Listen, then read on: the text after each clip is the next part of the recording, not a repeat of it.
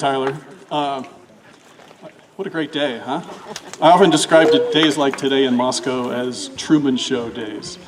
Those of you remember the Jim Carrey movie where he lived in a bubble and rode his bike everywhere, and everything was always perfect. So kind of the day-to-day in Moscow.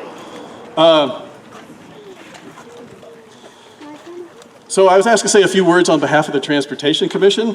For those of you that don't know, the Transportation Commission advises the mayor and council on about creating a transportation system that works for everybody, regardless of age, ability, the mode of transportation that you use, and with hopefully the goal that everyone can reach their destinations safely and easily. So today we're celebrating two new additions to that system.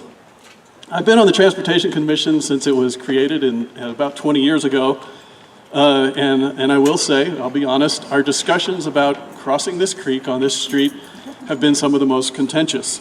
But I think those discussions have been good for us as a community, so we've learned about different perspectives, and it's helped clarify as to what's important for the future of this place in which we live. As an advocate for biking, walking, and what's sometimes called alternative transportation, this bridge and the underpass that we just celebrated creates important links and connections to get people where they want to go more directly, more conveniently, and more safely. Today we're focused on the bridge, but I also think it's important to talk about other parts of this project. The Hawk signal that improves the safety of the crossing of Mountain View, the long-awaited completion of sidewalks complete from here to downtown, and the soon-to-be coming separated bike lane.